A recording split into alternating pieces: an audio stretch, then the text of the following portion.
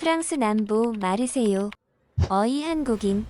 관객들도 온 것 같으니까 이제 스파링 시작하지. 너무 겁먹지는 마. 살려는 드릴게.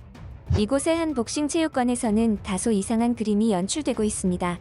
언뜻 봐도 건장한 체격의 미들급 이상은 되어 보이는 프랑스 복서와 다소 왜소해 보이는 한국인 청년이 링 위에서 대치하고 있는데요. 게다가 관객이라고 하는 사람은 알고 보니 그들의 여자친구들이었습니다. 엄숙하다 못해 긴장감마저 감도는 링 위에서 마침내 복싱 스파링이 시작되려는 찰나 왜소한 한국인 청년은 상대방에게 뜻밖의 제안을 하게 됩니다. 그리고 얼마 후 그곳에 있던 사람들은 충격적인 장면을 목격하게 되었다고 하는데요. 도대체 그들에게는 무슨 사연이 있었던 것일까요? 철민아. 아니지. 잘 봐라.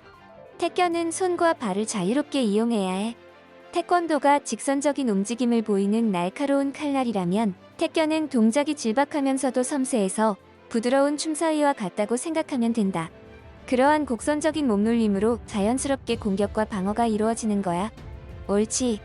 바로 그거다. 저는 어렸을 때부터 아버지를 통해 태권이라는 한국의 전통 무예를 익혔습니다. 하지만 제가 딱히 배우고 싶어서 배웠던 것은 아니었습니다. 워낙 저는 다른 또래 친구들보다 체구가 작고 몸이 허약해서 아버지가 억지로 시킨 것이죠. 아버지는 태권을 수련하는 수련자이면서 도장을 운영 중인 체육관 관장이기도 합니다. 그러다 보니 거의 반강제적으로 학교를 마치고 나면 체육관에서 태권 수련을 해왔던 것이죠. 아마도 운동하는 집안의 사람들은 그런 심리가 있을 겁니다. 나는 절대 운동하지 않아야지. 공부를 열심히 해서 머리를 쓰는 직업을 가져야지. 하는 그런 심리 말입니다. 반항적인 생각일 수도 있지만 아마 많은 사람이 그런 심리를 한 번쯤은 경험해 보셨을 거라고 생각합니다. 저 또한 마찬가지였어요. 저는 워낙 어렸을 때부터 운동을 강제적으로 하다 보니까 공부에 취미를 붙이기 시작했고 또 곧잘 했습니다. 대학생이 될 즈음엔 유학을 하러 가고 싶었는데 집안 형편이 넉넉지 않아서 그게 또 쉽지는 않더라고요. 하지만 저는 포기하지 않았고 방법을 찾아내었습니다. 그건 바로 프랑스 대학교에 유학을 하러 가는 것이었습니다. 프랑스는 국립대학의 경우 외국인에게도 보조금이 지급되어 1년 학비를 한국 돈으로 약 60만 원 정도만 받기 때문에 저 같은 형편의 학생들에게는 더없이 좋은 환경이 제공되었거든요. 그렇게 프랑스에서 유학을 하게 된 저는 최근 아주 행복한 일과 스트레스가 동시에 엄습했습니다.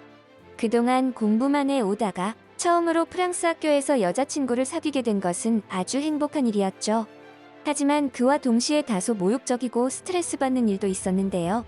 만약 이 일이 아니었다면 제가 그 복싱장에 가게 되지는 않았을 것이고 그러한 일들도 없었을 것이겠죠. 사랑하는 여자친구의 친구들을 소개받는 시간이 있었습니다. 초반까지만 하더라도 우리는 즐거운 이야기들을 나누었죠. 여친의 친구 중에서 그 고약한 성격을 지닌 그녀가 본격적으로 입을 떼기 전까지는 말입니다. 근데 철미는 남자가 너무 체격이 작아. 내 남자친구는 복싱을 하는데 체격도 크고 남자다워. 남자는 뭐니 해도 남자다워야 매력이 있어. 내가 동양 남자를 만나지 않는 이유이기도 하고. 서양인들이 대부분 성격이 개방적이라고는 하지만 이건 그런 문제와는 조금은 다른 문제였습니다. 사람을 앞에 대놓고 무안을 주거나 하는 것은 국가와 민족의 문제를 떠나서 한 인간으로서 배려가 없다는 것이 제 생각이었거든요. 저는 그때부터 살짝 기분이 언짢아졌습니다. 하지만 티를 내지는 않았죠. 여친의 입장도 있었기에 최대한 참았습니다. 물론 농담으로 받아들일 수도 있는 문제였지만 그 여자는 대놓고 기아냥거리고 사람의 기분을 나쁘게 만들 의도로 말을 하는 듯 보였죠. 문제는 그때 터졌습니다. 우리 철민 씨도 운동 잘하는데? 보기에만 그렇게 보이는 거지. 네 남자친구처럼 너무 마초적인 남자는 매력 없어. 그래도 복싱하는 남자는 매력이 있긴 하더라. 뭐지? 나를 위해 주는 거야? 아니면 돌려서 나를 까는 거야? 순간 헷갈렸습니다. 나를 위하는 말인 것 같긴 한데 마지막에 복싱하는 남자가 매력이 있긴 하다니. 저는 별거 아닌 그 말에 꽂혀버리고 말았죠. 초반에 워낙 무시 아닌 무시를 당해서인지 나도 운동할 곳을 찾고 있었는데 복싱이나 배워볼까 하는 말을 해버렸습니다. 이때는 몰랐죠. 저에게 그런 일들이 생기게 될 줄은요. 하지만 뭐랄까? 처음으로 사귄 여자친구에게 잘 보이고 싶은 그런 젊은 치기도 있었고, 또 저는 지금의 여자친구가 엄청 좋았거든요. 그리고 복싱이면 요즘의 격투 운동 중에서는 거의 으뜸으로 취급받는 좋은 운동이고, 그만큼 실전에도 효과가 좋은 운동이기에 배워두면 제 몸도 지키고 제가 좋아하는 여자친구도 지킬 수 있지 않을까 하는 기대도 있었습니다. 한편으로는 어렸을 때부터 아버지에게 배운 재미없는 태권보다야 훨씬 도움이 되겠지 하는 생각도 있었죠. 당시에 제가 대학생이라는 점을 기억해주세요. 너무 철이 없다고 느껴지시겠지만 뭐 어쩌겠어요. 여자친구에게 잘 보이고 싶은 건 남자의 본능인걸요. 그러한 반응을 보이자 마초 남자친구가 있다는 여친의 친구가 저에게 스마트폰으로 뭔가를 보여주었습니다. 바로 복싱장의 이름과 위치가 있는 정보였죠.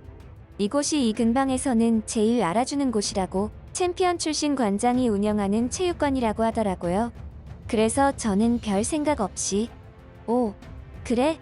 하며 다음날 그곳을 방문했습니다. 저는 예전부터 뭔가를 해야겠다고 생각하면 곧바로 실행하는 성격이었습니다. 그런 성격 덕분에 이곳 프랑스의 자력으로 유학도 올 수 있었고 여자친구도 사귈 수 있었죠.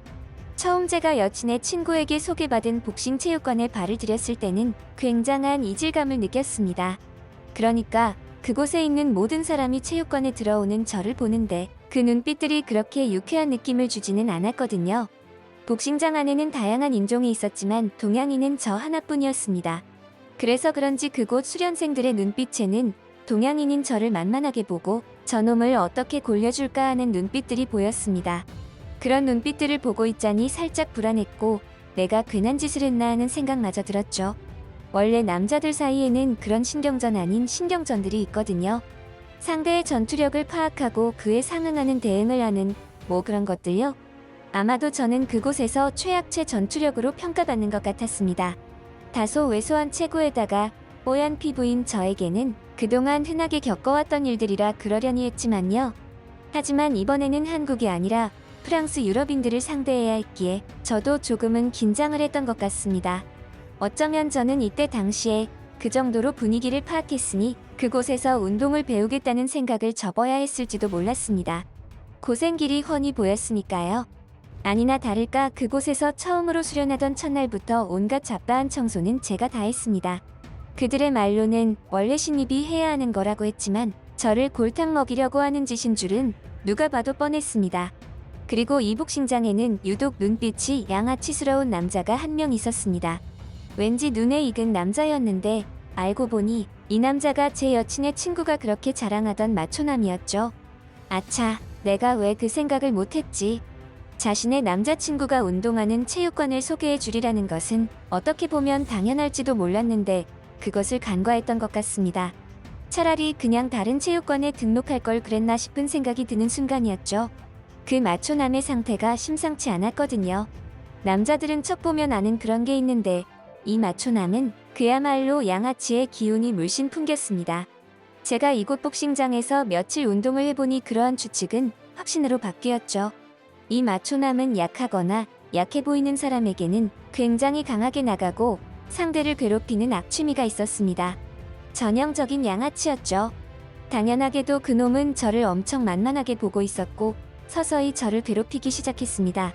스파링을 가장해서 경력이 3년씩이나 되는 놈이 이제 막 배우는 단계인 저를 데리고 얼굴이며 복부며 아주 인간 샌드백 취급을 하기 시작하더라고요. 그래서 이건 좀 심하다 싶어서 그놈에게 빠진 적도 있습니다.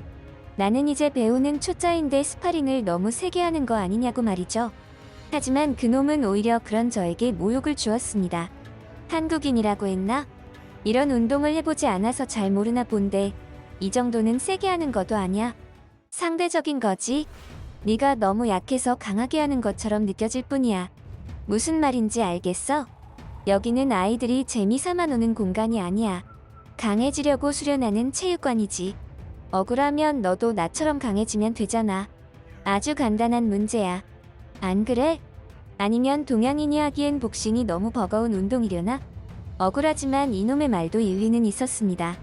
원래 어느 나라의 어느 체육관에 가더라도 스파링을 필요 이상으로 과하게 하는 사람들이 존재하긴 합니다. 역시나 이놈도 그런 부류였죠. 게다가 은근슬쩍 제가 동양인이라고 해서 무시하는 경향도 있는 듯 했기에 화가 나기도 했습니다. 하지만 그렇다고 해서 제가 그 자리에서 싸우자고 덤비면 그건 또 제가 너무 오버하는 것이라는 생각을 했기에 참았죠. 막말로 복싱이고 뭐고 킥을 허용하는 룰로 싸운다면 그놈에게 질 자신이 없었습니다. 마음 같아서는 그놈을 킥으로 여기저기 시원하게 마사지해 주고 싶었죠. 만약 그런 일이 없었더라면 저는 그냥 평소대로 참으면서 운동을 배우거나 아니면 실증이 나서 그 체육관을 그만두었을 겁니다. 여자친구와 저녁 약속이 있었던 어느 날이었습니다. 저는 평소와 같이 복싱 체육관에서 운동을 마치고 여자친구를 만나러 가려고 했죠. 하지만 그날 여자친구는 마초남의 애인과 함께 이곳 복싱장을 찾아왔습니다. 뭐 나름대로는 서프라이즈 이벤트라고는 하는데 저는 별로 내키지는 않더라고요. 그리고 살짝 불길한 느낌마저 들었습니다. 왜냐하면 오늘따라 이 양아치, 아니 마초남이 매일 저와 스파링하던 타이밍에 스파링하지 않고 나중에 하자면서 시간을 자꾸 미루더라고요. 그러더니 자기 애인이 체육관에 도착하자 그제야 저한테 스파링하자고 싱긋 쪼개면서 링 위로 올라가더군요. 그제야 이놈이 일부러 이걸 노린 거구나 하는 걸 깨달았습니다. 저는 그 당시에 인생 최대의 위기에 봉착했음을 직감했습니다. 그도 그럴 것이 지금 이 체육관에는 제가 사랑하는 여자친구가 있었고 복싱을 통해서는 저 마초남을 이길 수가 없었기 때문이죠. 저는 꼼짝없이 여자친구가 보는 앞에서 망신을 당해야 하는 상황이었습니다. 그냥 일반적인 스파링이라면 저도 걱정하지는 않았을 텐데 상대가 상대다 보니 저놈은 아주 악랄하게 저에게 망신을 주려고 그런 상황들을 만들어낼 것이라는 것을 잘 알았기 때문입니다. 그런 생각이 들자 저 양아치가 얄미워 죽을 지경이었습니다. 일부러 지금까지 시간을 질질 끌면서 나를 개망신 주려고 했다는 사실에 분노가 치밀어 올랐죠. 그래서 저는 그 짧은 순간에 이 위기를 벗어날 아이디어를 궁리하고 또 궁리했습니다.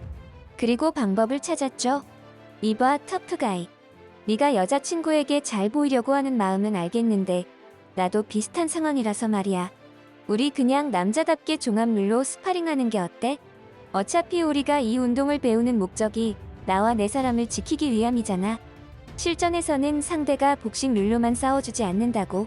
급소가격, 사커킥, 팔꿈치 공격, 머리 박치기를 제외한 나머지는 모두 허용하는 것으로 하고 제대로 한 판 해보자.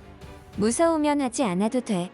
저는 최대한 지금의 위기를 벗어나기 위해 아이디어를 짜냈고 최종 2가지의 경우의 수를 생각했습니다. 저에게 제일 좋은 결과는 역시나 이 경기를 하지 않는 것이었고 두 번째로 좋은 것은 이 경기를 하게 되더라도 나에게 불리한 복싱 룰이 아닌 종합룰을 통해서 경기하는 것이었죠. 다행스럽게도 그 녀석은 살짝 자존심이 상했는지 저의 제안을 받아들였습니다. 니까짓게 종합룰로 하면 어쩔 건데 라는 표정을 지으면서 말이죠. 하지만 그런 그의 표정이 급격하게 변하기까지는 그리 오랜 시간이 걸리지 않았습니다. 우리는 복싱링 안에서 킥과 펀치가 모두 허용되는 규칙 안에서 실전과 다를 바 없는 정도의 스파링을 시작했습니다. 저는 자연스럽게 오랜 시간 동안 수련해왔던 태견의 자세를 취했고 기억을 더듬었습니다. 상대는 그런 저의 자세를 보더니 피식하는 웃음과 함께 그건 대체 뭐하는 자세냐. 여기에서 체조라도 할 셈이야. 라는 발언으로 도발하고 무시했습니다. 하지만 저는 그러한 도발에 아랑곳하지 않았고 진지한 자세로 스파링에 임했죠. 이내 상대는 복싱 자세를 취하고 저에게 슬쩍슬쩍 간을 보기 시작했습니다. 속임수 동작으로 앞손 잽을 던지는가 싶더니 한 발짝 뒤로 물러나는 백스텝을 밟음과 동시에 뒷발을 강하게 차면서 온 체중을 실어 뒷손 스트레이트를 날렸습니다. 마치 이 한 방에 저를 실신시켜버리려는 것처럼 말이죠. 하지만 상대의 그런 목적은 성공하지 못했습니다. 저는 그 순간 질박하고 섬세한 동작으로 그 주먹을 부드럽게 피해버렸습니다. 그리고 순식간에 그에게 다가가 손으로 상체를 공격하는 척하면서 킥을 찼습니다.